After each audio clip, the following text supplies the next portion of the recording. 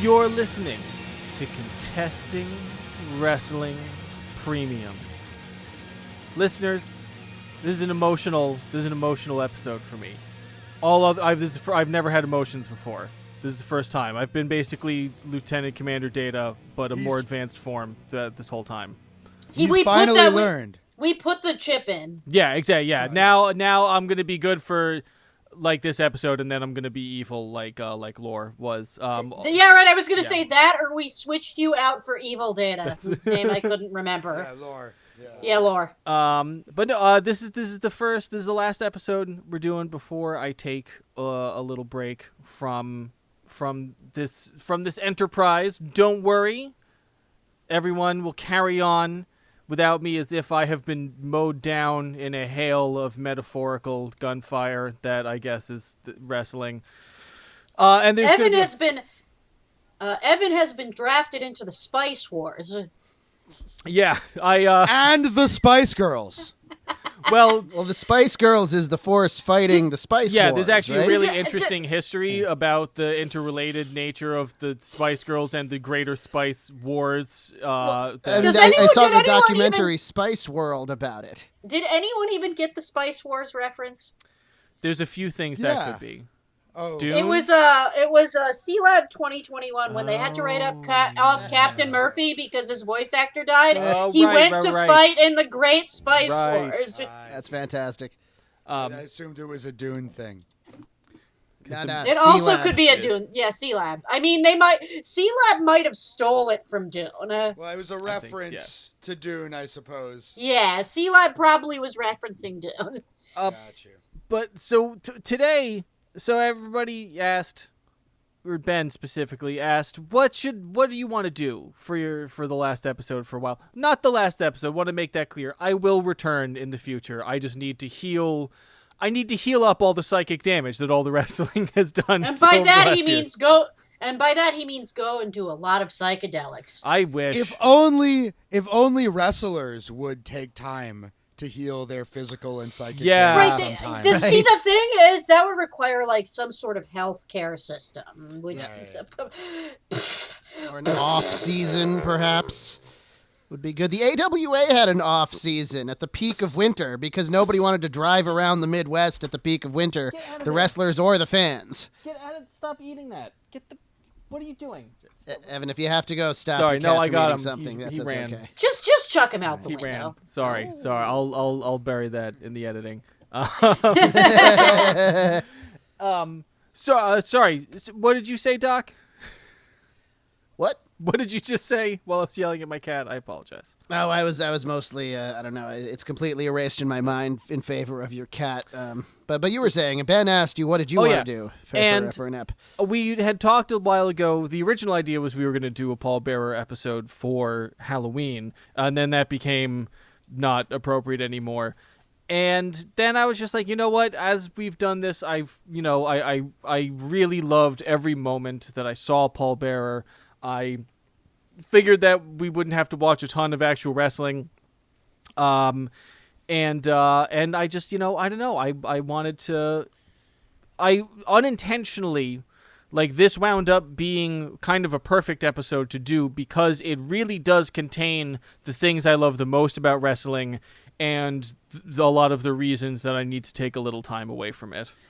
And strangely, evidence that the general wrestling zeitgeist has crept into your subconscious because we happen to be recording it on the 30th anniversary of The Undertaker's debut. Well, when they're celebrating it, because he debuted at Survivor Series and tonight is Survivor Series.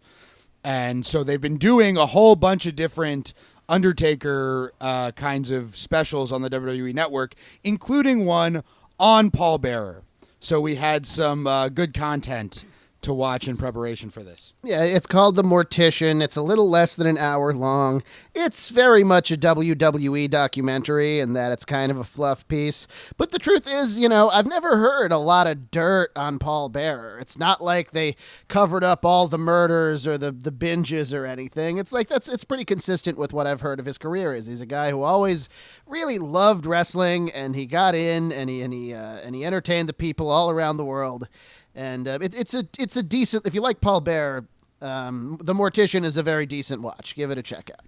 I like the idea that they presented in it that he was really always a fan, who just happened to get himself into the business and remained a fan the entire time he was a performer, and was able to do things like The Undertaker says, Bearer would point out to him, would ask him to stop and take in how cool it was that they were performing at Wembley Stadium, how cool it was that they got to travel the world and do the things they do, because, the wrestlers are generally worried about their match and being safe, and of course Bearer had to worry about his performance as well, but he had a lot more room to just kind of relax and enjoy himself, I think, which, that's a really cool position to be in. I think that's the kind of position that any wrestling fan dreams of being in.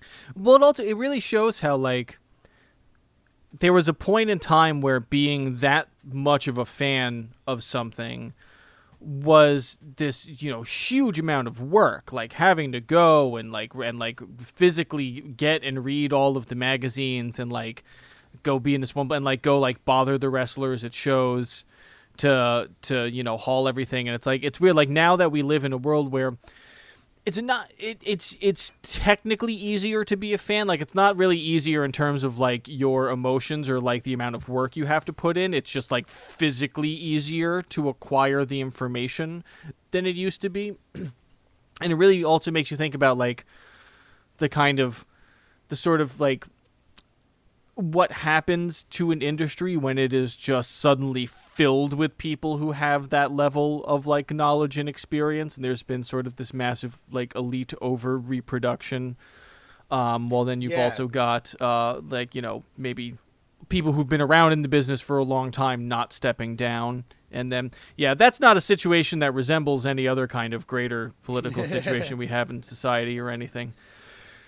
But it's cool. One of the things you're talking about here is he grew up in Alabama watching Gulf Coast wrestling, which was the territory there.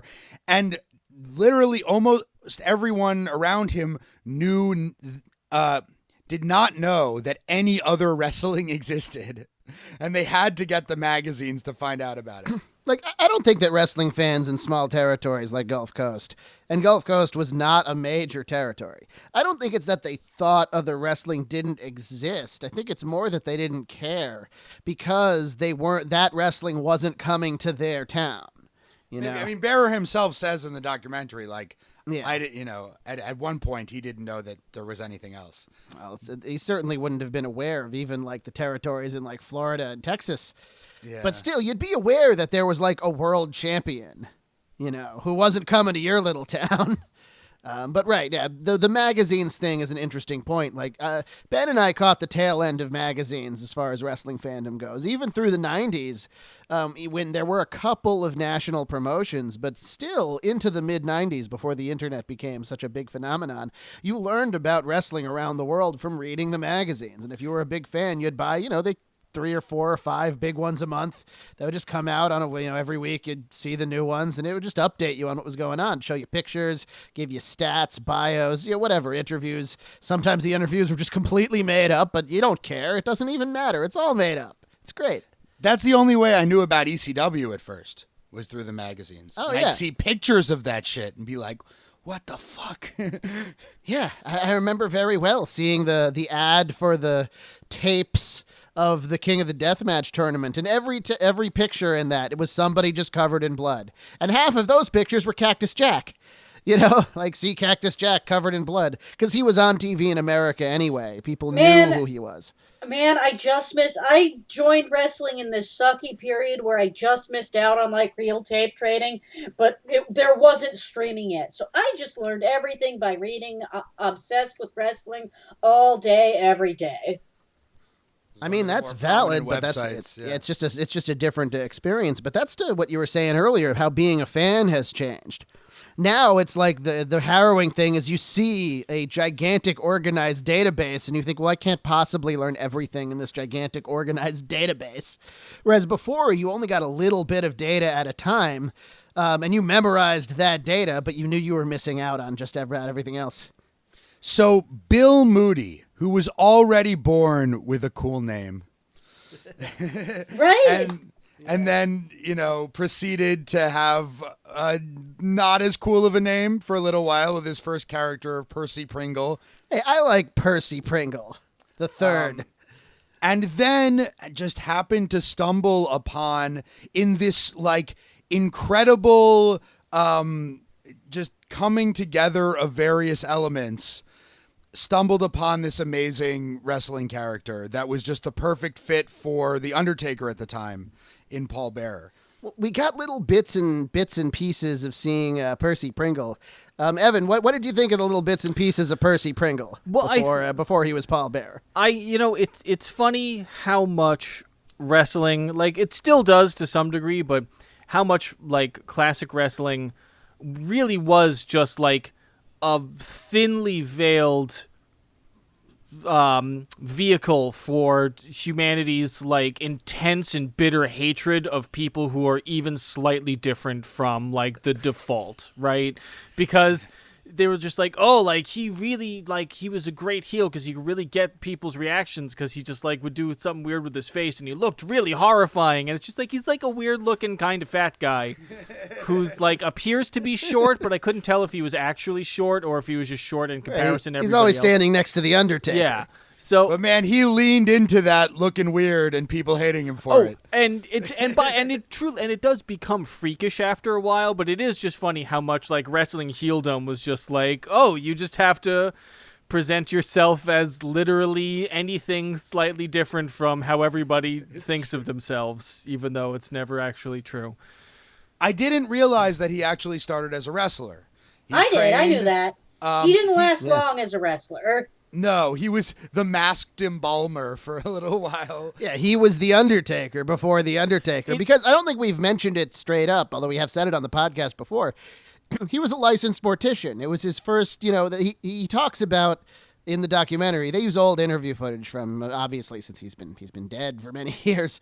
But he talks about how when he was a kid, he saw John Kennedy's funeral on television, and it really affected him. Then he went to a family member's funeral, and like he just really took to the whole aesthetic and the idea.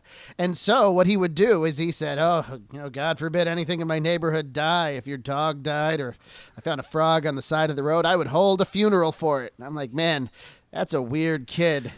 But I'd go to that kid's funerals. Weird I kid. mean, the thing is, better be the kid holding funerals for the dead animals than the kid killing the animals. Oh, yeah. And I would even go as far to say, man, like, I mean, yes, weird kid, certainly. If was I his parents, like, I would have been concerned, certainly, about what it meant. But if you... being a funeral director, it really is kind of a calling.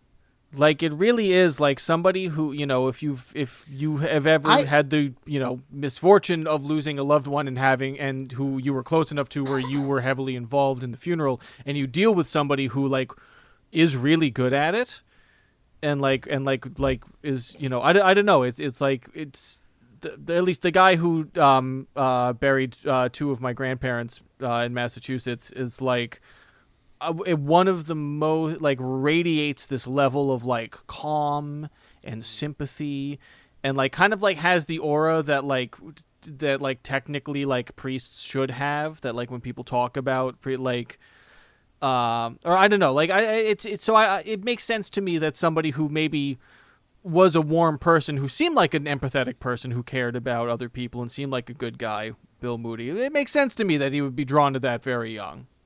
I had sort of tacitly assumed that, like, it was always a family business. Like, you became a funeral director because your parents were funeral directors. Moody's Funeral Home since 1845, right? Yeah, I had never heard of anybody getting into that business.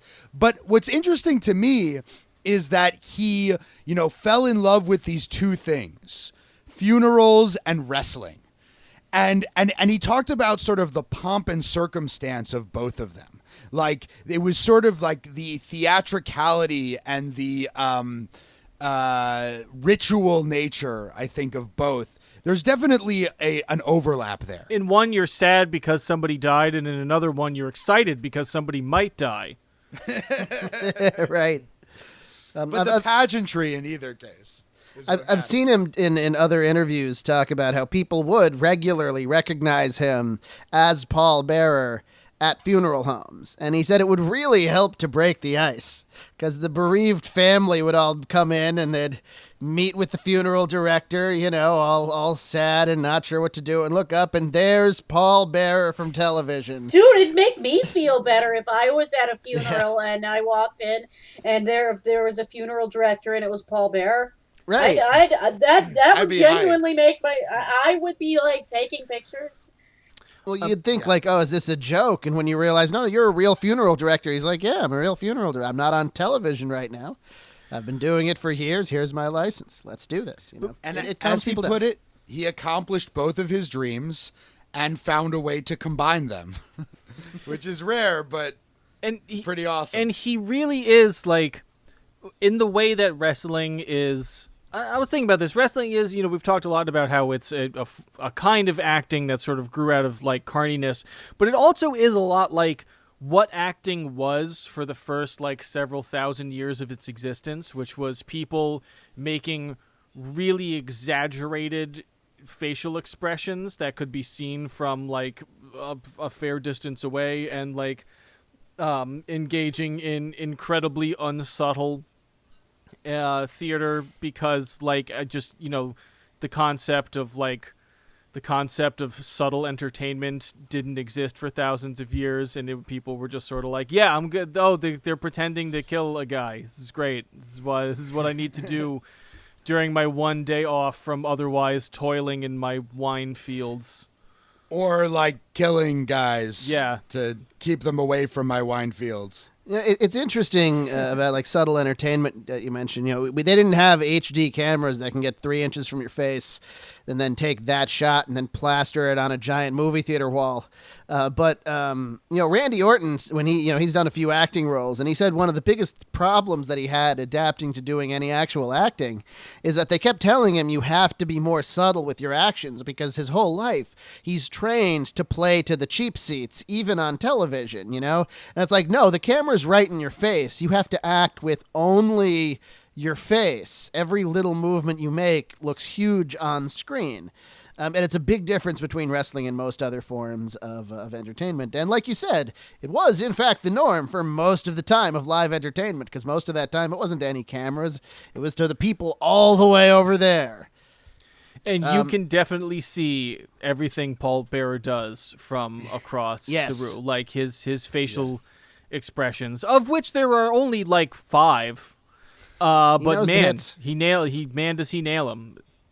Now, before getting too much into Paul Bearer, a little bit more about Percy Pringle, because Percy Pringle, as they put it, he was sort of just like your generic Southern heel manager, as Bruce Pritchard put it, and we get a lot of Bruce Pritchard in this. That was the first. I've actually never known what he looked like, or even if I had. And you got to see him as Brother Love. Yes. As well. I do know what he looks like, but see, whenever I think of him, I think of Brother Love and not what he looks like out of character.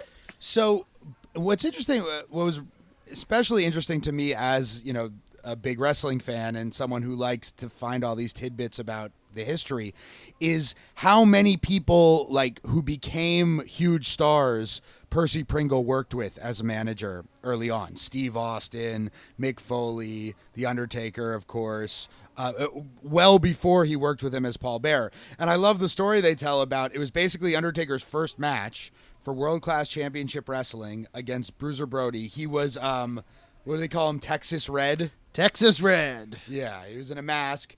And the reason why they put Percy Pringle with him, they decided to put him with him I don't think Undertaker even knew that Pringle was going to be his manager. They were just like, yeah, go out there with him.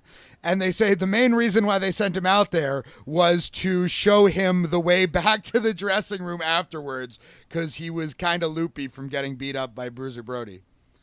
And that tacks with stories about Brody and what they just used to do to the new guys, because nobody was going to call him on it. The idea was, let's see if he complains. If he doesn't complain, maybe tomorrow we'll work our punches. I like also that really early on he was working with Terry Gordy and Michael PSAs, who become the Freebirds. And then that makes sense to me now why they brought in Terry Gordy to be the executioner years later. Yeah. And Hayes was there at the time as Doc Hendricks as well, so I guess they had a little bit of reunion. The Executioner is the guy who runs in at the end of one of the two matches we saw, right? Yeah. Yes. Yeah, he was a short-lived character in the WWF, mostly to have a couple of matches with The Undertaker, then get shuffled off. Yeah, I literally, when he came out, I'm like, because we watched we watched a match with him. I'm like, what is the point of this? Yeah, Why is he here? Terry real point Gordy is was a that- great wrestler, though. Well, in the 80s. Yeah. Anyway, the real point of doing it is because they wanted to extend the feud with Mankind, but they can't just have him face Mankind every month on pay-per-view. You gotta add new characters, have it go through. Okay, we'll get to all that. Yeah. So, yeah, any other thoughts on the Percy Pringle era, Evan? No, I do. There was some point where we had watched something where Paul Bearer was doing a bit of like a Southern preacher gimmick.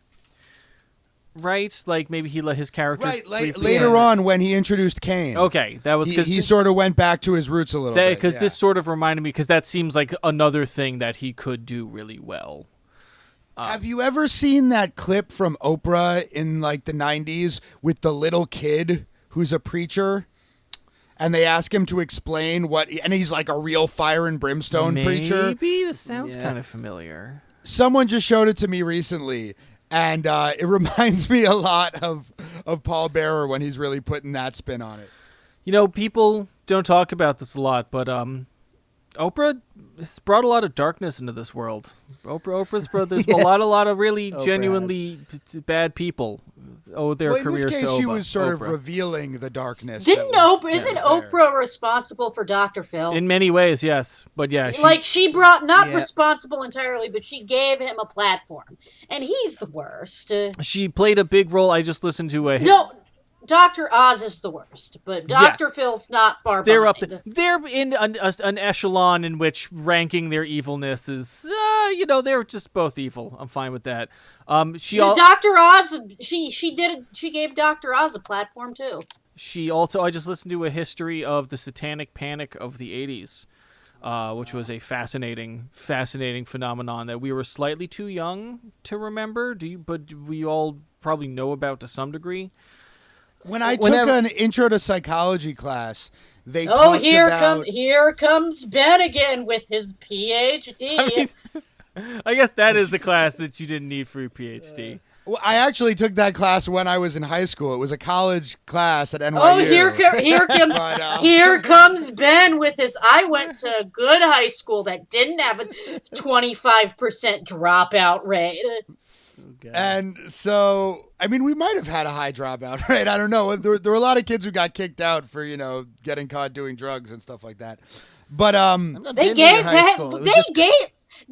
you drugs at the door in my high school. It was a requirement.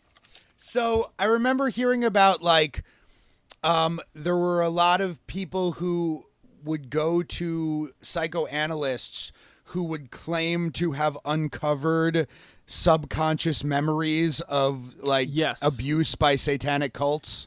That was part of it. That was a big part of it. That was before we figured out, culturally at least, before we figured out that leading questions can kind of bring, especially if you're asking kids a bunch of leading questions, it's no good, and it's going to lead to a bunch of really legally inadmissible memories and stuff like that. But anyway, how malleable memory is. Yes, very much in so. general. So you were saying about the Satanic Panic. Oprah had a lot to do with the early Oprah when she first came on. They had some people on to talk, including a guy who claimed to be like an ex-cult member. Also, there was a dude who had a successful career as a simultaneous conservative comedian and confessional ex-cult member who claimed to be he was formerly part of a cult that did murders, and he would talk about that and then also tell jokes like, why do you park on a driveway and drive on a parkway? It's fucking madness. But I'll send it to you guys later. It was kind of the craziest thing I've heard in a long time. Yeah, well, stand-up in the 80s was something else also. Wild West shit. Okay, so speaking of the dark side, so in late 1990, specifically at the Survivor Series, the Undertaker character was unveiled. And at first he was managed by Brother Love. Now, before we get any further, Evan, what did you think of Brother Love? I feel like The actual preacher character. Oh, is that what he? I didn't get as much of a read on his character. He just seemed like a boisterous guy. I guess I didn't get that he was. We didn't see too much of Brother Love, you know. He was an interview guy mostly in the WWF for a few years there. It was Bruce Pritchard just on screen. He got it mostly because Bruce Pritchard is not an atheist, but he really doesn't like how most organized religion has, you know, done what it's done. And he really hated the evangelicalism. Yeah, you know, in the middle of the country because, you know, he's from Texas and he's seen the damage that all of that's done. And Brother Love is kind of an amalgam, and a lot of people do characters based off of this. It's an amalgamation of like the television preachers that he saw, just complete scam artists who are just horribly disreputable but say everything with a straight face. And Vince said to him, well, we don't want to do a religion angle, and he's like, I'm not pitching religion, I'm pitching love. And you know, how he got away with it. and they did it. He went all in with it. Oh, and The it was guy it was disingenuously talking about love when he's actually stoked with hatred. and it was great. And It man, was super entertaining. man, you know, if you ever want to watch something that, if you ever like are feeling really down on like on society now, go find on YouTube the video of, I think it was Jim Baker was the guy who like notoriously took it to its logical conclusion. It was like, you have to send me money right now or God will kill me on live television in like 12 hours, and did a 12-hour telethon to avoid being murdered by God and raise like millions upon millions of dollars. And that shit was in like 1985. I want to say, I don't know exactly when, but Yeah. you know, They're still doing it. oh yeah, Not quite like that, but they're still doing it. he brought it to like there was like a first wave of it that he was just the guy who was like, I'm fucking going for it, man. I'm bringing this all the way. So at some point they decided they wanted to have a new manager for The Undertaker. Brother Pritchard pitches it as if like, oh, I wanted to do more work in the office. But in reality, Brother Love never really fit with The Undertaker. They needed a better fit. So meanwhile, Bill Moody was out of the wrestling business, or he was deciding to get out of the wrestling business. The He wasn't making territories any had more money in crumbled. the territories. The territory, it was 1990. WCCW wasn't a thing anymore. You couldn't make a living in Florida. You couldn't make a living in the AWA. It was kind of gone. You either worked for Vince, worked for Turner's burgeoning WCW, or you go fucked yourself. And luckily, he had a different business that he could always fall back on, and he immediately fell back on it. You know, the funeral business is never going out, guys. To be fair, there is some great classic GFYW wrestling. Go fuck yourself wrestling. Oh, yes, sorry. yes. Oh, that's these days. I wouldn't be surprised if there was an indie called that. You know, you get all True. flavors. So, thankfully, Rick Rude, who Percy Pringle had managed, reached out to Moody and was like, oh, no, here's Vince McMahon's number. Go call Vince McMahon. He'd definitely be interested in you. And he goes to see Vince McMahon on December 21st, which happens to be my birthday. So I guess I was 6 years old when this happened. He makes a big deal about the dates. And he's talking to Vince and he's like, oh, yeah, I'm a funeral director.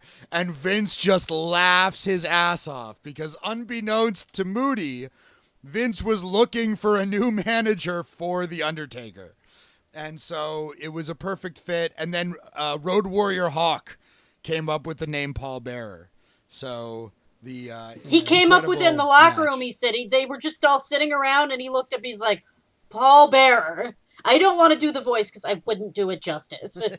And nobody could really do Hawk. Hawk was a unique one, that's for sure. So yeah, he's responsible for that.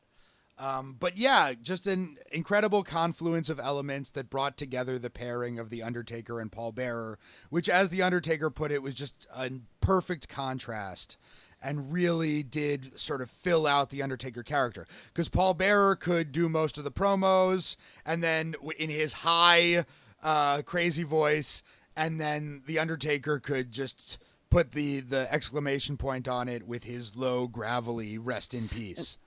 They didn't mention it in so many words also in this show because it's not really its place to.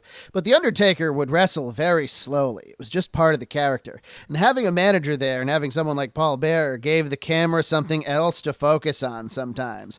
If there was going to be a long hold or a long pause, they could put 5 seconds on Paul Bearer. Maybe he could notice and hold up the urn and the commentators could talk about it, and it creates better television. And him like Which is really what they're in the business of doing. and him sort of running around the outside or yelling stuff in, like when they do that, that's an interesting contrast. Yeah, actually, in one of the matches that we watched for today, I really wished they had spent more time with the camera on Paul Bearer, but we'll get to that. Before that, the urn. They get into the urn quite a bit as a prop, and Bearer says that, like he always felt naked without something in his hand, and the urn was just like and I liked how they talked about how all of the little intricacies with the urn, about how when Bearer would raise it, Undertaker would draw power from it, and all that stuff. They felt as if all of that just sort of came together organically.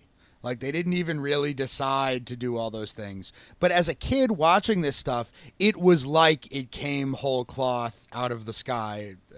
That's a mixture of metaphors. But it just seemed like, this perfect eternal thing that had always existed and just made perfect sense to me. Yeah, I never questioned it. The urn, right. Because he's Paul Bearer. Because of the urn. Well, and they managed to, like we talked about this in the Undertaker episodes a little bit, how like they managed to, it's a wide umbrella of stuff that fits under. It's just kind of anything sort of death related, while not being specifically like, oh, he is this concept of death or this incarnate. So the fact, it's just, Paul Bearer. I am become death. Yeah. Like, he just gets to have, like, it's just kind of some stuff thrown in there, but it all sort of works, so it's fine. So your brain accepts it as this, like, as a complete thing. It also works because part of what made it so compelling was the mystery of it. Like, what exactly are the powers of the urn? Whose ashes are in there, if there even are ashes? What is the Undertaker, really? What is Paul Bearer? And it turned out to be his family that he killed, their ashes were in the urn. That's never explicitly been said, although that's certainly a fan theory. I mean, the mystery is part of the fun. But yeah, they kept the story fresh by eventually having it go completely off the rails. Yes. And off the rails, they did find Kane, the Undertaker's brother. Yeah, before Kane, they had Bearer turn on Undertaker and join Mankind, which really helped Mankind out a lot.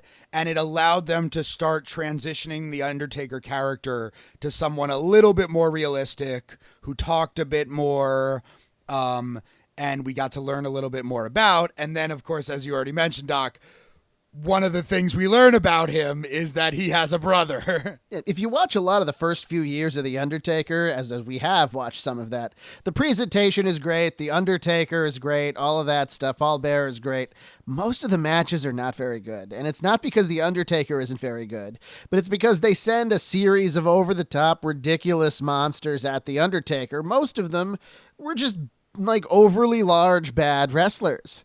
And The Undertaker did his Undertaker thing with them, but he needed a way to start wrestling with the really good wrestlers in the WWF.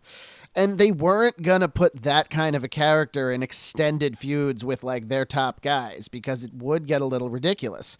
So they just needed to give the character more dimension. It succeeded beyond their wildest expectations. How much dimension The Undertaker eventually got. Should we get on to the matches? Yes. A little bit more. Okay, let's get to the matches. Why not? No. Yeah. Oh, Okay. yes. No. Yes. Well, I mean, Sure. Ben, do you have anything else to say? Well, on the I was going to talk documentary? more about like him as a guy and stuff, but maybe we can save that for the end. That would be a good way to. Yeah, that's a good way sum to up. wrap things up. So we watched two matches for this. You want to take us through them? Sure. The first one is the Shark Cage match from Survivor Series 1996 between The Undertaker and Mankind. We've watched a couple of matches from this Survivor Series before. I was there live for it. It was very memorable. I didn't, what's memorable about this isn't necessarily the match. This is true for actually both of the matches we watched. The match for itself today. is kind of a standard brawl. But the manager in the shark cage gimmick is a classic wrestling gimmick that works really well in, medium to medium large sized arenas like Madison Square Garden is. Yeah, so you have Paul Bearer in the shark cage above the ring, though one of the best parts about it is him not wanting to go into the cage beforehand, refusing. Yeah, I'm not going in there, I'm not going in there. Oh, And I then love that. I loved it. He's like, and then he puts himself in the cage. Right, as soon as Undertaker shows up, he's terrified enough to put himself in the cage. I was literally shouting at the TV like, you say you're not going to go in the cage, but it looks like you're going in the cage to me. And it was great that Undertaker entered from the ceiling with like bat wings and his new, more like stripped down costume. Yeah, this was the beginning of the slow morph into not quite Ministry Undertaker yet, but he started heading there. He started more This is the beginning of his change to like Attitude Era. Also, I Undertaker. think Batman. They called this one the Biker from Hell. I also think Batman Returns had just come out. I think that they were. Yeah. I think there was a lot more Batman. This was 96. Yeah, there was a lot more I- Batman in the ether at the time. So watching him descend from the ceiling like that was really fucking awesome. It was always cool when they descended from the ceiling, and everyone was fine until fucking Owen Hart. I was Yeah. I was wondering too, because like obviously they don't do it anymore out of like respect. But I was like, I bet like the technology's better now or something. Well, you know, the but- technology I was wanted- good then too. If you watch the fucking Beyond the Mat about Owen Hart, it was safe, and then they were like, well, it takes too long to unhook him. So we're going to use this other shit that isn't a fucking proven safe method. Just to correct your timeline there, Evan, you said Batman Returns had come out. No, you're thinking of Batman Forever came out in 95, and this was 96. Oh yeah, wow. Okay. You just get They it's fine. You cranked just those got out. you got your timelines a little mixed up. We were on the verge of the best Batman movie of all time at that point, Batman and Robin. While Batman and Robin is not a good movie, I will say I do appreciate the Schumacher Batmans in a way. I did. Well, used to- Batman and Robin is one of the best bad movies Yeah. of all time. And honestly, like the Christopher Nolan movies are not actually any less campy. They just don't realize that they're campy. And Dark Knight Rises is just a fucking horrible slog. It's not a good movie. B, Bane is like 95% correct, and it's just I don't understand why I'm supposed to. But then they have to make him unrelatable. So like, also he wants to nuke the city in addition to being right about all of the other structural problems in Gotham. Doesn't matter. So the thing about this match is that they don't show enough of Paul Bearer in the shark I was cage. wondering about that because it seems like the home run every time, right? Every time the camera would cut to him, but no. Yeah, except for the one time when he's not looking at it that they cut. But yeah, and it really brought home to me what you had already pointed out before, Evan, that, whenever Paul Bearer is involved, it's just delightful. And the more they could have included him, especially in a match like this, where they had already fought, they'd had the Boiler Room Brawl. This was really just the blow-off of the feud for the time being. Undertaker got to beat Mankind with the tombstone at the end, and what a tombstone it was. And it does seem like, especially their style, the way that these two guys fight with each other is that it kind of has to be like spots interspersed with like lots of stumbling and selling, right? Like it's not going to be a consistently, this sounds like I'm shitting on it. It's not going to be like a consistently engaging thing. It's you're waiting to see one guy do a really painful move to the other, and then they have to kill some time in between those. Yeah, and actually, as you've pointed out before, Evan, Mankind's matches are kind of like one speed. I think you compared them to like punk rock songs, Sure.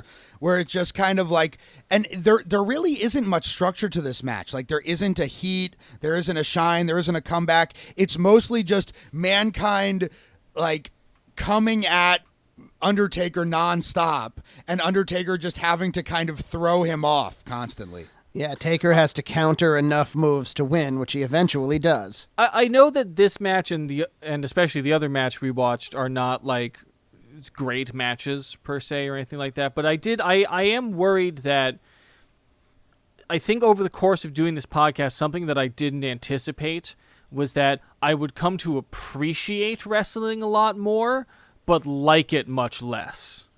Like, I feel like I appreciate and respect wrestling and know all this more, I'll know so much more about it and, like, know what people have to go through, and it's cool the way that it's constructed, and but the actual experience of watching wrestling is actually now profoundly more unpleasant for me than it used to be. I mean, that's a very interesting take on it all. I'm happy that you understand it more. I mean, you've watched a bunch of wrestling by now.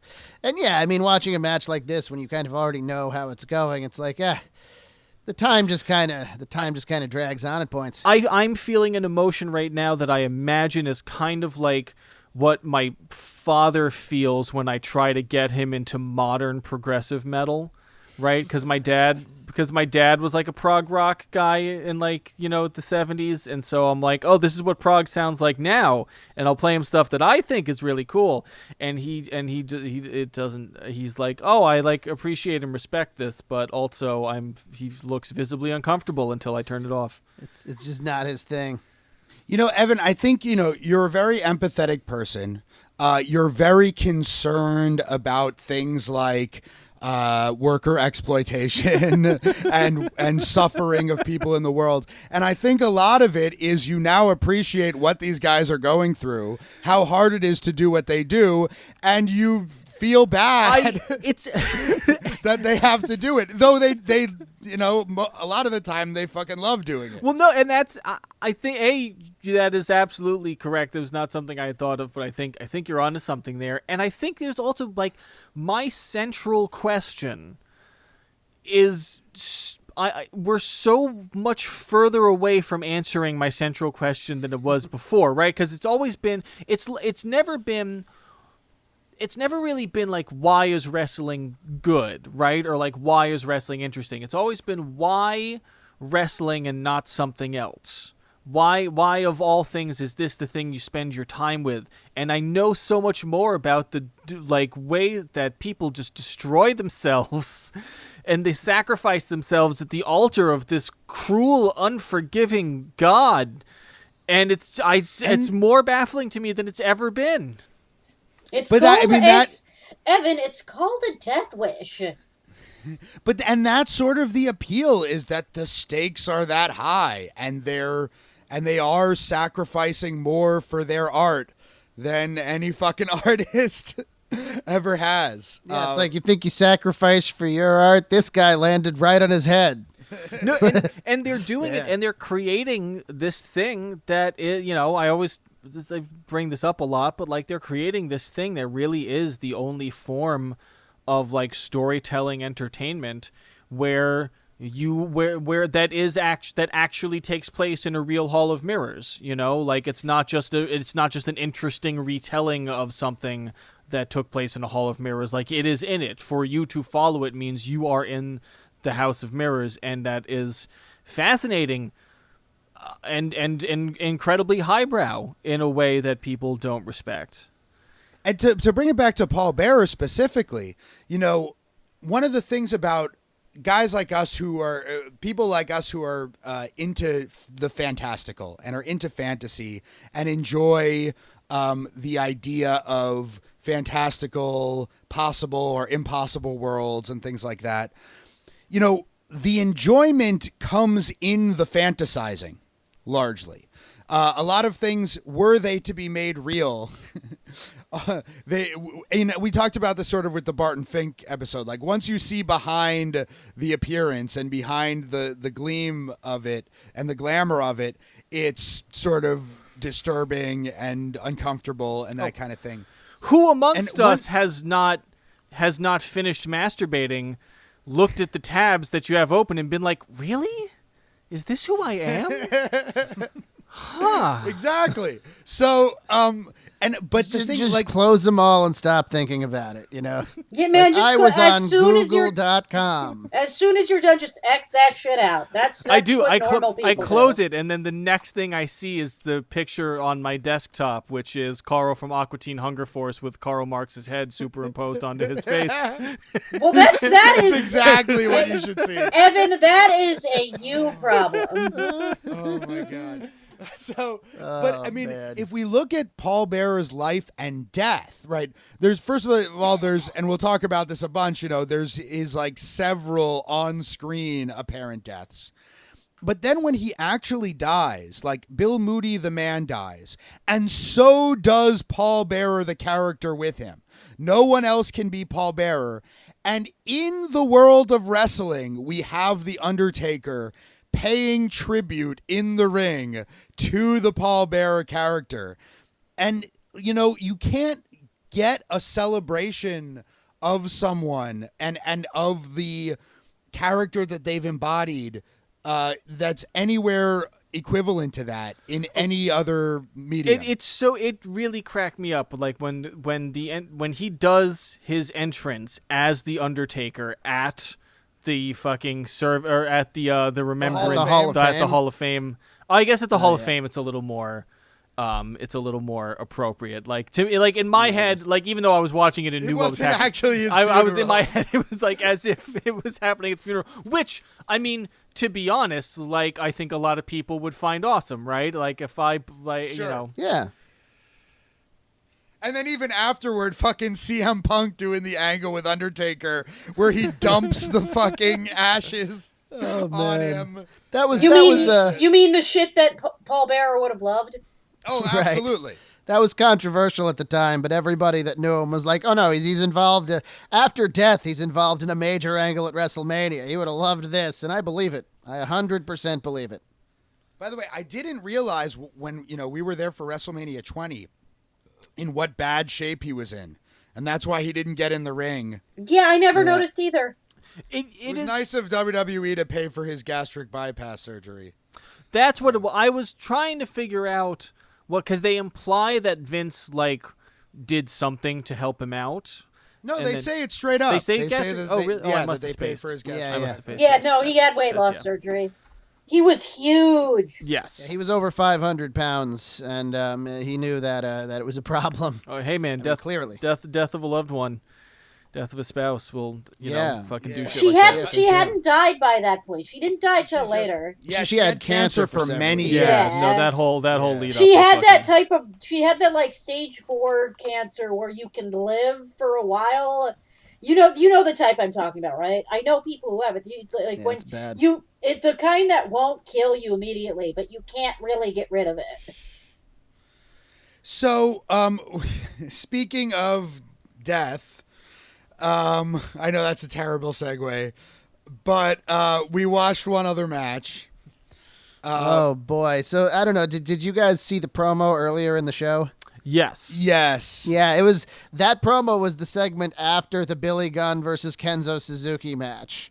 And like me and Katie were looking up and down the card for this show, and it's just wow. There's like Mordecai bad. versus Hardcore Holly, It's bad. Sable versus Tori Wilson, I think.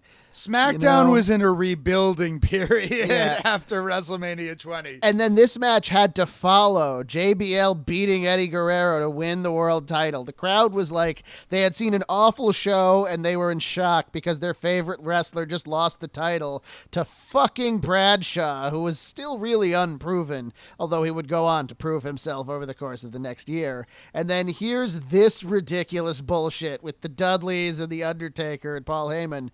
But Yeah, the a main promo was event good. handicap match. Right. That wasn't going to Hey. be a competitive contest. Not to Right, there interrupt, but Tony Deppen had his baby. Oh. Good for him. Congrats, Tony Deppen. Yeah, Yay, you can Tony cut that Deppen. out. I just wanted to say it. No, So good for him. they made this match the fucking main event, which meant it had to be like 15, 20 minutes. And the match was telling kind of an interesting story, but not an interesting story for a match. Right? So the whole Right. idea, What was whole- Heyman stopping him from doing? So Heyman had kidnapped Paul Bearer. He had motivated the Dudley Boys to do something drastic to get their names back in the limelight. And they kidnapped Paul Bearer. And they basically hold him hostage so that they can get The Undertaker to do their bidding. And at this point, Paul Heyman wants The Undertaker to lay down and lose to the Dudley Boys. One thing that's kind of interesting about it is you have Bubba Ray Dudley, who plays sort of in an understated way the character of the guy who grew up as a wrestling fan and now would never get a chance to beat The Undertaker and now has the opportunity to beat The Undertaker if he lays down for him. And so to make sure that The Undertaker does the right thing, as Heyman puts it, they have Paul Bearer in what they refer to as a glass crypt with a cement mixer hovering over it. And Paul Heyman has a lever that when he pulls releases the wet cement into the glass crypt. This is so dumb. I remember being 15 years old and watching this and being like, this is dumb. Why are they doing this? I hate this. Notoriously, like, it's not even edited well. And, like, apparently it sucked to watch live because okay, so I think we need to explain to Evan exactly how this was done. Paul Bearer was not actually there. Any scenes you see with Paul Bearer there were filmed earlier that day so they could get the shots of him being buried. Oh, fuck, I didn't even know that. Yeah, no. You can see it a couple times when they get wide shots with kind of just his head. When they have to do any wide shots when he's almost fully buried with just his head, it's a stunt man dressed up like Paul Bearer, and it's clearly not him. That's why you only get the one shot of him. Yeah, one close-up shot of him, like him reacting to getting buried in cement, because all of that was filmed earlier that day. And I remember it leaked that it leaked. The footage of that all getting filmed leaked, and like everyone involved that was doing it, leading up to it as they were filming this stuff, is like, oh no, this is gonna suck. They knew it was sucking as it was happening actively. And like, so it's slapped together footage from earlier that day when they buried Paul Bearer, and the live crowd got what was clearly a shitty fake Paul Bearer on there, which is probably one of the reasons they're reacting so poorly. The other reason they're reacting so poorly is they just had to watch JBL beat Eddie Guerrero for the World Heavyweight title. And the whole premise of the fucking match is that in order for the Dudleys to possibly beat The Undertaker, he has to lay down for them. So anytime Undertaker is actually trying to fight them, it shouldn't be competitive at all. And in the end of the match, The Undertaker does beat them. Right. And Bubba Ray Dudley shows that, you know, he's not so evil as to actually want Paul Bearer to die. He stops Heyman from killing him.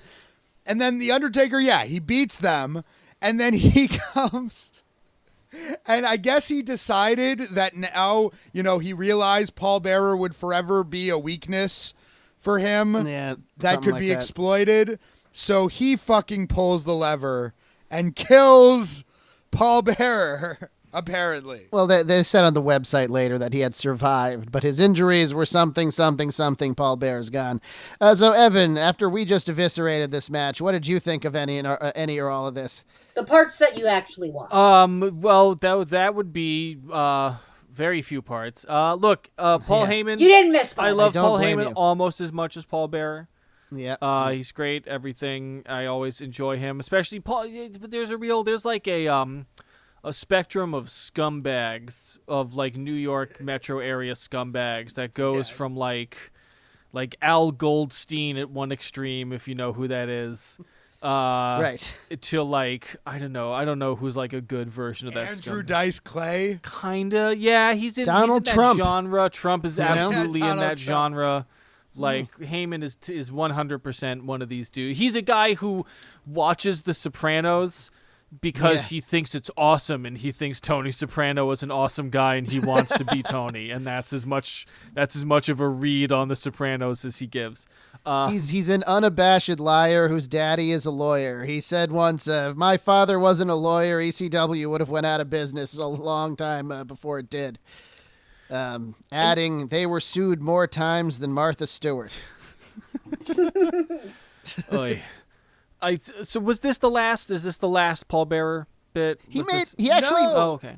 They point out in the documentary that he made several more appearances, and it became a running joke that he was basically killed off each time.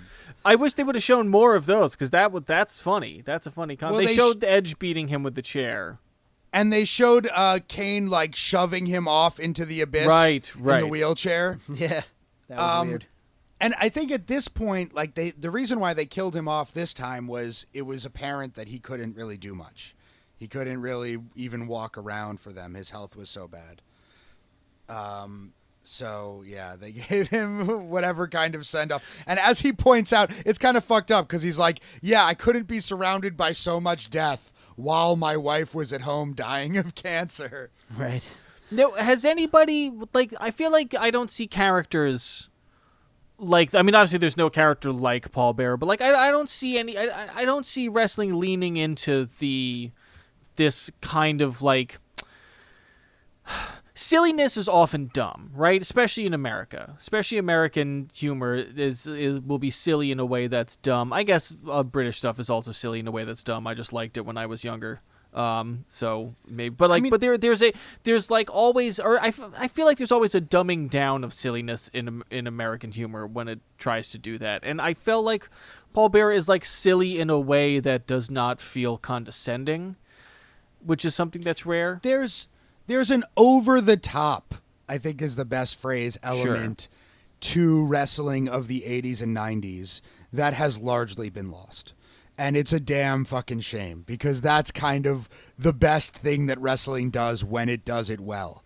It captures the kids. I remember in elementary school, we all would do Paul Bearer impressions. There's oh yes, my Undertaker.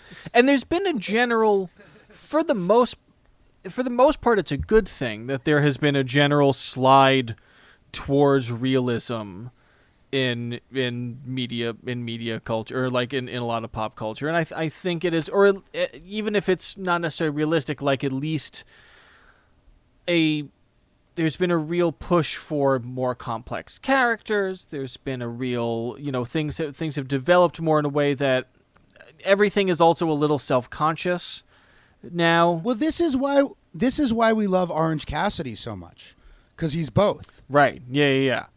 He finds a way to be super over the top and also like self-conscious and self-referential in the modern style. Yeah. He was on a couple of weeks ago. I saw him on Dynamite or Dark, and he's doing a backstage interview segment, and he's there with the best friends or whatever. And the interviewer is like, "Orange Cassidy, what are your thoughts on that match that we just saw?" And Orange Cassidy says, "I don't have any thoughts." And that was the whole interview. And he just straight faces it so thoroughly.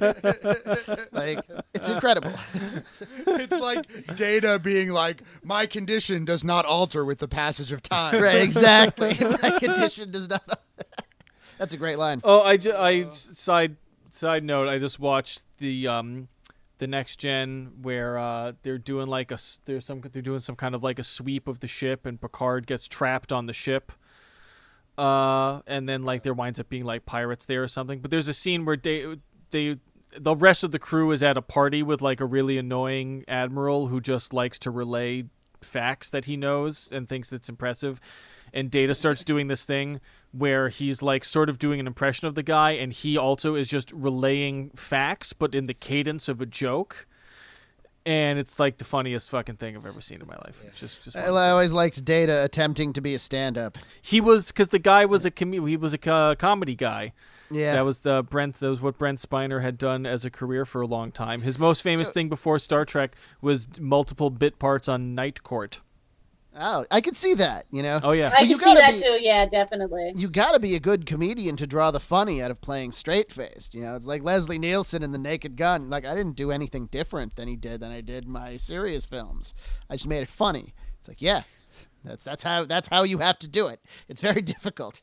So speaking of being funny, Paul Bearer, or Bill Moody, the guy backstage hanging out with the boys, seems to be kind of like the other side of the sack tapper. Like the guy who is Sack like tapper is a funny word. I just gotta throw that out there.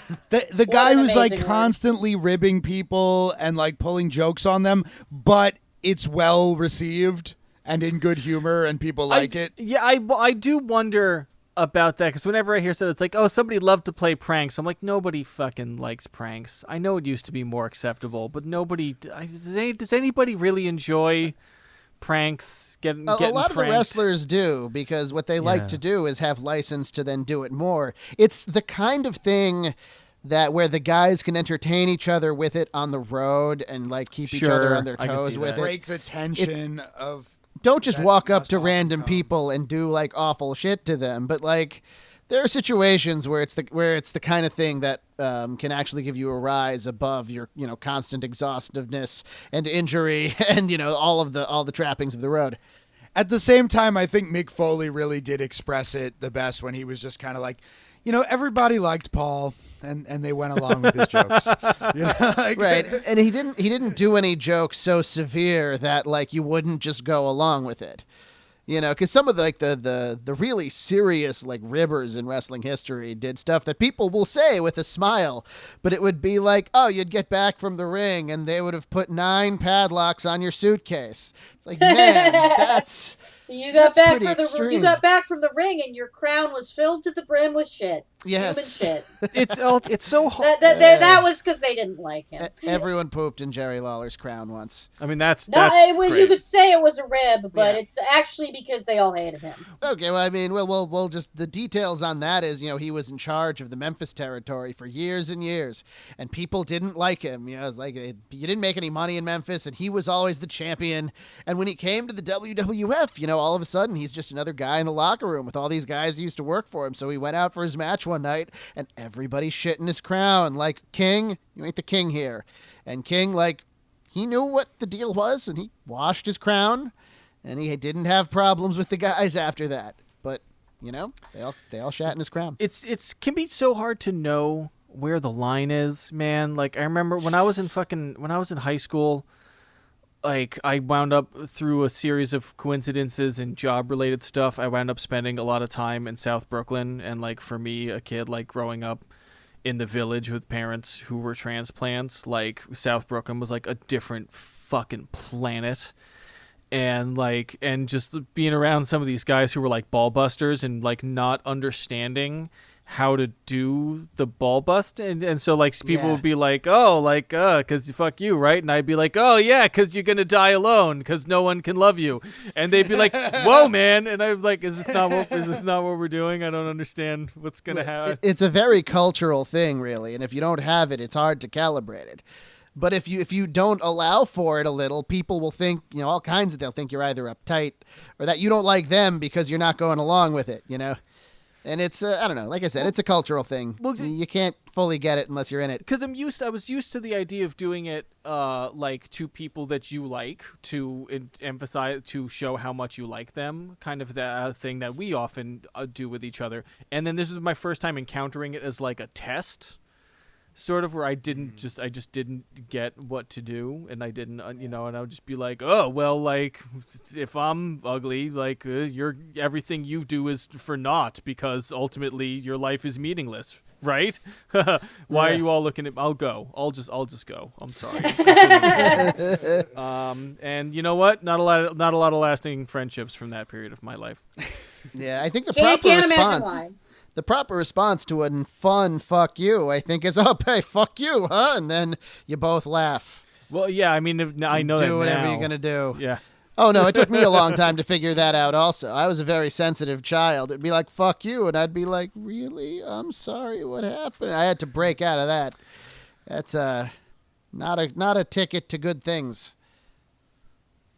But what Don't was insult a little ticket to kids. good things is watching anything with Paul Bearer in it, and even if Except it's that Dudley's match. yeah, that was even with the punctuations in that. Man, that was a long. Oh yeah, that whole tangent I went on was to fucking avoid saying anything about the Dudley's match. I'm realizing because it just seemed like I don't know. The Undertaker does not fight in a way that I find very captivating, and then the Dudleys, from what I understand, do really cool things in different contexts. But it did not They seem do, like that yes. was happening in this context, and I'm No. like, well, what's the fucking point then? Yeah. No, The it point a was shit to show match. you something truly terrible. I mean, the point was to show you all I remembered from that was Paul Bearer getting buried in cement. Yeah. I had totally forgotten that there was this fucking abysmal match. Well, I knew there was a match, but I forgot how abysmal it was. So sorry about that. Paul Bearer did fine, even in the pre-shoots. Like he was convincingly Paul Bearer. That's all he had to do. But yeah, I wish that modern wrestling, and like I guess with guys like Cassidy and stuff, it's coming back. But I do, yeah, there is a sense of joy and abandon that I feel like Paul Bearer had that so much of the stuff we've watched in the interim period between then and now just does not have. Well, they've mostly stopped using managers, and that's severely limited the kind of characters they can have. Because when you allow more non-wrestling characters on television, those characters have much more of a range. They've started over the last few years using more managers again, and it's been very good. It really helps. In old like WWF times, all the heels would have managers. At least all the heels. They were some of the most flamboyant characters. I guess everything is so focused on like, oh, we got to like move the merch for this guy and stuff. It's also focused on the wrestler as an individual brand. It's also part of why tag teams aren't really happening. Everything's so focused on moves now. Yeah. It's all of that kind of marketing. Before, the idea, though, was if the manager got over, you could put anybody with the manager, and then they could really get a shot. And then if they don't get over, you could shuffle the wrestler off easy. The manager is still over. And then you can put somebody else with the manager. And that's a lost art right now. The only person who really does that consistently right now is Paul Heyman. Yeah. They're doing it better in AEW.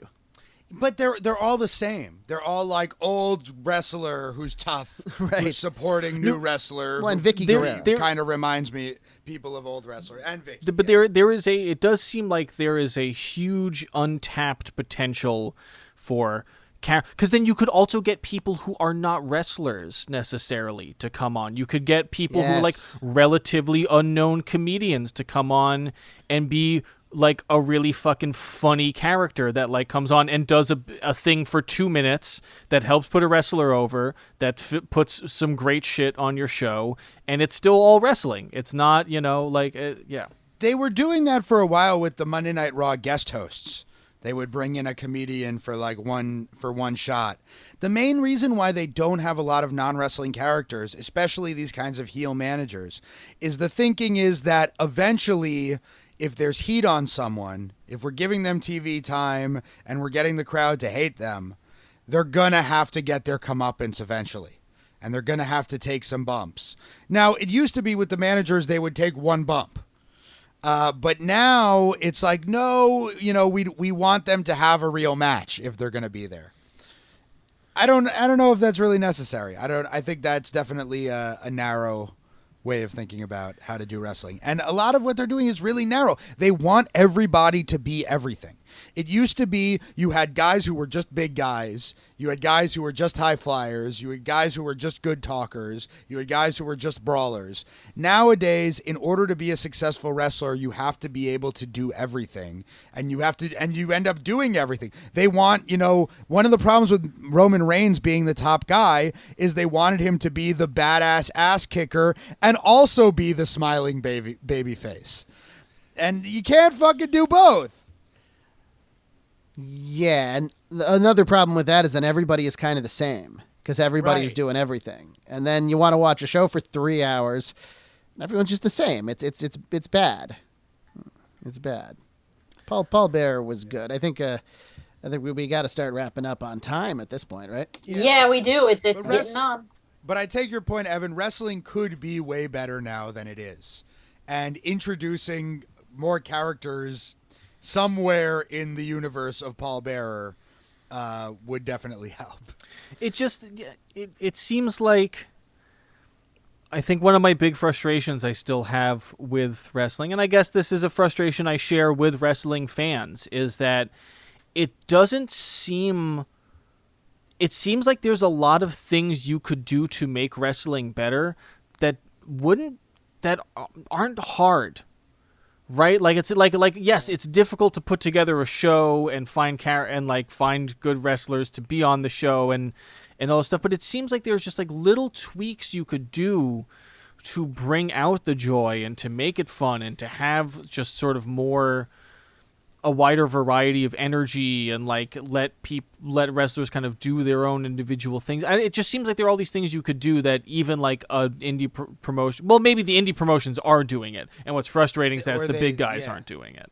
The problem with the big guys is the same problem with pretty much fucking everything else, and it's capitalism. You know, it's this boomers. flattening. The problem is boomers. But even it's like the idea that fucking Monday Night Raw has to be 3 hours every week because the USA Network pays them for it, you know, and they make more money putting out a shitty 3-hour show every week than they would making a much better product in smaller doses, you know.